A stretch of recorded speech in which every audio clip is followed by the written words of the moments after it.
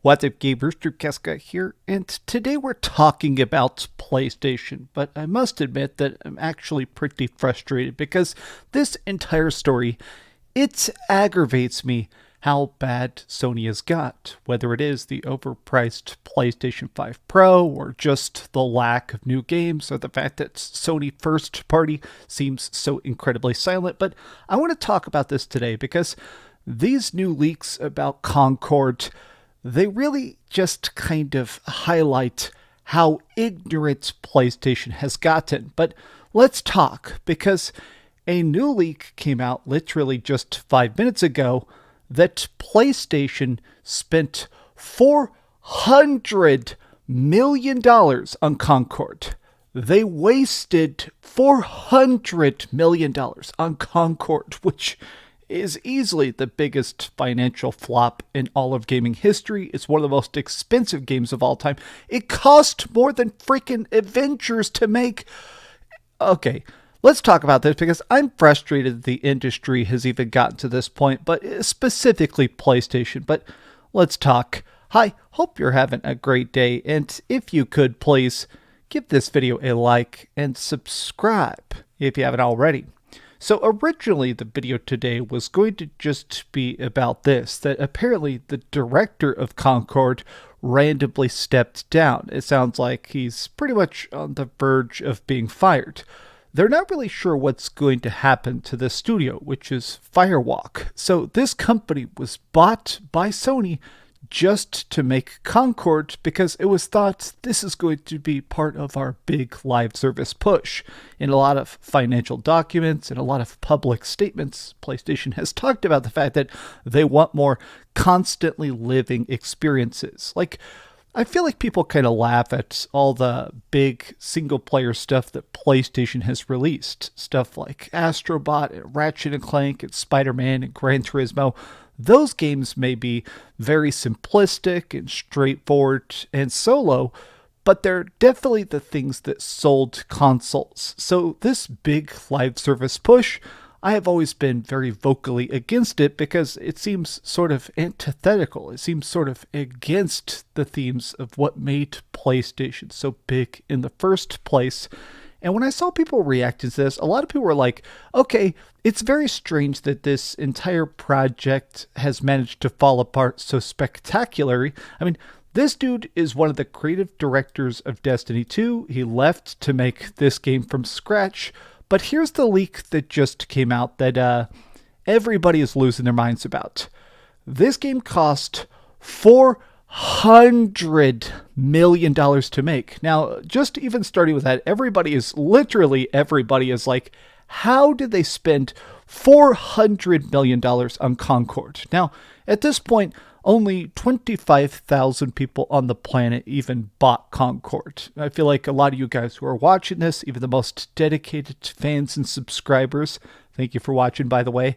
Most of y'all never even played it. Maybe you hopefully at least tried the beta with an open mind, but the game was just abysmally unfinished. It felt too raw. It just didn't really have any parts of it that felt unique. It just felt like some AI slop churned out by mixing together Guardians of the Galaxy and Overwatch in a very poor slushy. So the fact that this managed to cost more than Guardians of the Galaxy even took to make, the fact that this is the most expensive game of all time while looking so cheap is truly baffling. What crack was Jim Ryan smoking? Did anyone think this had Star Wars potential? Holy crap. So this is the other part of it, is that this is Colin Moriarty. This is part of their podcast called Sacred Symbols. It's all part of Last Stand Media. Now, this is such an interesting part, is that a lot of people are trying to figure out why it failed. Because, let's face it, there have been bad games that turn a profit. There's definitely been more crappy projects that have come out that managed to at least meet some expectations. We've also seen better games spend less money on it. So the whole confusion, it feels like, with Concord is who approved this? Why didn't it get canceled? Why didn't it get scrapped or reworked? Like, how did nobody at any points in the PlayStation process realize this game is not going to work? So This video is 9 minutes long. It's part of a much, much longer podcast, but essentially, Colin Moriarty had a chance to sit down and talk extensively with someone who worked on Concord. He verified who they were, he checked into their background, it's definitely a real person, and he said it's much worse than you think. Now, I watched this entire 9-minute video because it's just so good, and essentially, every part of this, PlayStation said this is going to be our future. Now, even that, as a big PlayStation fan, that's a primary part of my frustration, is I hate the fact that Sony has grown so much, they've gotten so powerful, they're so dedicated to this mission to making games, but at the same time, their idea of what fans want seems so off base. Like, I talk to a lot of PlayStation fans. I follow a lot of PlayStation fans. I get a chance to just get into the dirt and go to forums and make videos about PlayStation and read the comment section. And I feel like what people want is almost a callback to the late PlayStation 3 and early PlayStation 4. That era where PlayStation was putting stuff out, where PlayStation game studios like Sony Bend and Sony Santa Monica and all these different studios were actually putting stuff out. Even if it was experimental or different or weird, a lot of times it was really good. Like, think of something like the Uncharted multiplayer. This is just a random example I'm pulling out of my ass, but if you ever played the Uncharted multiplayer or the Last of Us multiplayer, I'm going to go out on a limb and say it wasn't that good. Like, it was fun, it was competent, it was well balanced, but it wasn't like super fleshed out or something you'd play for seasons and seasons and seasons. I mean, I know some people are very obsessed with Last of Us's multiplayer, but my point is the fact that those were ideas they threw in purely for the passion of it. Clearly, it was just the fact that the developers, the worlds, the people over at Naughty Dog and stuff like that thought this stuff was so cool, they made that purely as just a for funsies add-on, even if it wasn't a perfectly fleshed out microtransaction-filled thing. PlayStation used to do stuff purely because they thought it was fun. You know, I feel like people keep bringing that up.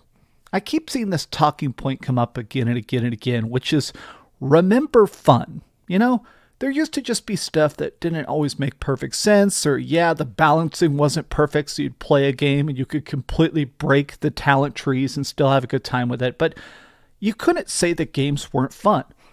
PlayStation was told this is going to be our Star Wars, our big billion-dollar franchise that is going to be extremely good, when internally the developers knew the game was incredibly unfinished even when PlayStation bought it. When Sony purchased Firewalk, the game was in a minimally playable state. It had levels and design and shooting and stuff like that, but they were probably told, even when they got purchased, they had already spent $200 million of their own investment making the game. Then they got bought by about $150 million from PlayStation, and Sony put an extra $200 million of their own money into the project to try and get into a playable state, which obviously they failed at, and they released it as unbroken as we have. So the rough numbers is that before even budgeting and stuff like that, like before marketing or any other material, they spent about $400 million baseline. In fact, in this video, he talks about the fact that they may have spent closer to $500 million just making Concord, and they got $0 for it. Remember that. They did mass refunds for Concord, so literally Sony got nothing out of this at all. You lose. Good day, sir. I have talked in the past about how I feel like the discussion around video games has kind of pivoted to be more negative. And I've spoken out against that, in that I do feel like people are overly obsessed about how every game's got to be perfect, every game's got to be super polished and great. I guess I kind of enjoy 7 out of 10 experiences more than a lot of gamers do, which is fine. I'm not telling you to buy every game. Obviously, I buy a lot of games. I beat a lot of games. But I think I have an appreciation for games that are almost correct, where they have game loops I don't particularly love or problems and stuff like that. Because even a kind of messed up 7 out of 10, a lot of times I appreciate good ideas, games that clearly are close to what they're trying to achieve, even if they fall a bit short. But I think almost the criticism at times of video games is part of the game itself. And apparently there has been this rise of toxic positivity that, I'll be honest, I hate that. I have sometimes people come at me. I think the biggest criticism I get constantly is, you bag on games too much. Clearly, you enjoy just hating on bad game news or the constant freaking face plants from Xbox. Clearly, I genuinely enjoy reporting on Xbox's continual L's they take.